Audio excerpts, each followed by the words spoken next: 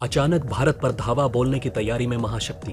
क्या अब भारत पर गिरने वाली है अमेरिका समेत कई देशों की गाज?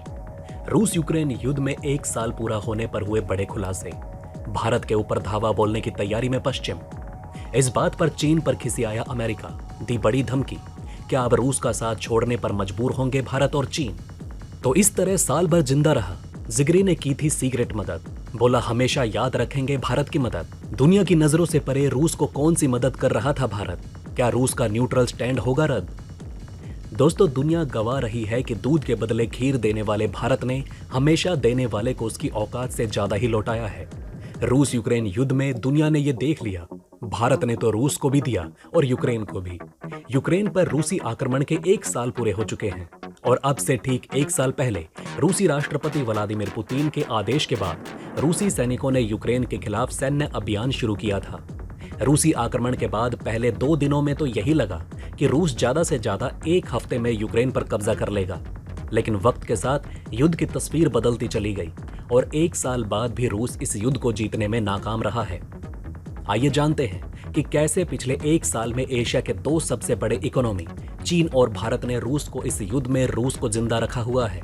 कैसे भारत ने दुनिया भर से लड़कर रूस का साथ दिया और कैसे न्यूट्रल रहने के नाम पर रूस की तरफ खड़ा रहा और कैसे भारत की एक सीक्रेट मदद ने रूस को अभयदान दे दिया है।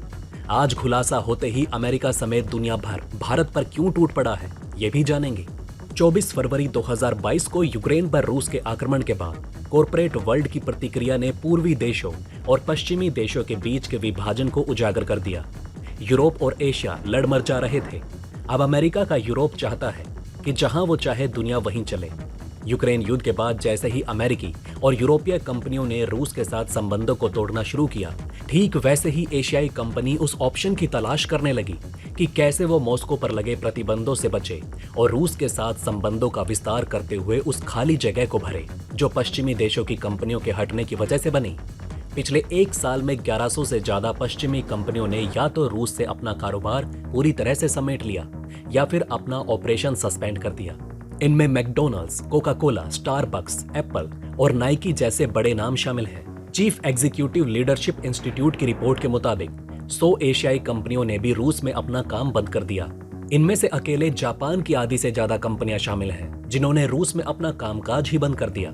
वहीं चीन, दक्षिण कोरिया और भारत के कुछ मुट्ठी भर कंपनियां ही हैं जिन्होंने रूस के साथ अपने संबंधों को खत्म किया है।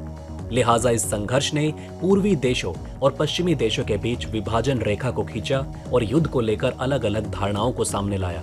टोयोटा, सोनी, निसान और निंटेंडो जैसे विश्व स्तर पर प्रसिद्ध ब्रांड उन 50 जापानी फर्मों में शामिल हैं जो रूस से बाहर हो गई, जिन्होंने रूस में अपना ऑपरेशन बंद कर दिया।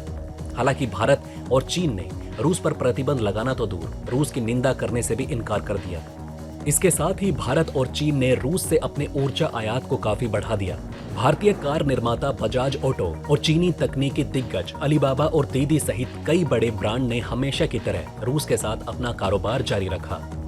CILI के आंकड़ों के मुताबिक कुल मिलाकर सिर्फ 12 चीनी और भारतीय कंपनियां ही हैं जिन्होंने रूस के साथ अपने संबंध खत्म किए हैं। उन कंपनियों में बैंक ऑफ चाइना और टाटा स्टील शामिल है। इसके साथ ही रूस अब भारत को तेल बेचने वाला सबसे बड़ा देश बन गया, जबकि पिछले साल 24 फरवरी को रूस 10वें नंबर पर था। भारत ने रूस की बड़ी से बड़ी और छोटी से छोटी जरूरतों को पूरा किया। रूस की ओर से भेजी गई लिस्ट लगभग 14 पन्नों की थी। इस लिस्ट में कार इंजन के पार्ट्स जैसे कि पिस्टन, तेल पंप और छल्ले जैसी चीजें शामिल थी। वहीं अन्य प्रोडक्ट में एयरक्राफ्ट और हेलीकॉप्टर के पार्ट जैसे कि landing gear, fuel system, communication system, आग बुझाने वाले इक्विपमेंट और विमान के चक्के शामिल थे। कच्चे माल वाली लिस्ट में paper bag, customer packaging bag और कपड़ा बनाने वाला सामान शामिल है। इस लिस्ट में लगभग 200 से ज्यादा मेटलर्जी पदार्थ जैसे कि भोजन के बर्तन और साइकिल के पार्ट्स इत्यादि शामिल थे। भारत ने रूस को इस हद तक मदद की है। रूस की मदद करते करते भारत का व्यापार घाटा बढ़ता गया और भारत ने रूस से दोस्ती निभाने के चक्कर में उसका ज्यादा ध्यान भी नहीं दिया। यूक्रेन में जंग शुरू होने के बाद से ही भारत और रूस के बीच व्यापार घाटा बढ़ता जा रहा था। भारत ने 24 फरवरी से 20 नवंबर 2022 के बीच 29 अरब डॉलर का आयात किया, जो विगत वर्ष इसी अवधि के लिए 6 अरब डॉलर के आयात की तुलना में 5 गुना ज्यादा था। वहीं भारत की ओर से रूस को निर्यात में कमी दर्ज की गई। इसी अवधि में भारत ने सिर्फ 1.9 अरब डॉलर का निर्यात किया, जबकि विगत वर्ष ये आंकड़ा 2.4 अरब डॉलर था। सरकारी सूत्रों के मुताबिक रूस के अनुरोध पैकेज से भारत का निर्यात अगले कुछ महीनों में 10 अरब डॉलर पार होने की उम्मीद है, जिससे व्यापार घाटे को कम करने में मदद मिलेगी। हालांकि कई भारतीय कंपनियां इस ऑर्डर को लेने से परहेज कर रही थी। उन्हें डर है कि इस कदम को पश्चिमी देश आर्थिक प्रतिबंध का उल्लंघन मानते हुए उन्हें बैन कर सकते हैं। भारत कई मामलों में पश्चिमी देशों की ओर से लगाए गए प्रतिबंधों से खुद को अलग मानता रहा। फरवरी से चल रहे रूस और यूक्रेन युद्ध के बावजूद भारत की ओर से रूसी कच्चे तेल का आयात में काफी बढ़ोतरी हुई। वहीं यूक्रेन में रूस के हमलों को भारत ने वैश्विक मंच पर खुले तौर पर निंदा करने से परहेज किया। अब युद्ध को साल भर पूरा हो जाने की वजह से सभी लोगों का गुस्सा चरम पर नजर आ रहा है। अमेरिका ने तो चीन को चेतावनी दे दी है। अमेरिका को भारत ने तो रोक रखा है, लेकिन भारत कब तक पूरी दुनिया की नाराजगी बर्दाश्त कर पाएगा? अब ऐसा लग रहा है कि चीन के लिए दुनिया का गुस्सा चरम पर है और अमेरिका ने सीरियस धमकी भी दे दी है। दोस्तों, आपको बता दें कि दुनिया चाहती है कि भारत रूस को मनाए। भारत और चीन दोनों ही रूस के करीबी दोस्त हैं और दुनिया को अपेक्षा है कि ये दोनों ही देश पुतिन को युद्ध को खत्म करने के लिए मनाएं। चीन और भारत ने रूसी हमले की अब तक निंदा नहीं की, लेकिन उसका समर्थन भी नहीं किया। पीएम मोदी ने तो समरकंद में खुलकर पुतिन से यूक्रेन युद्ध को लेकर अपनी चिंता जता दी।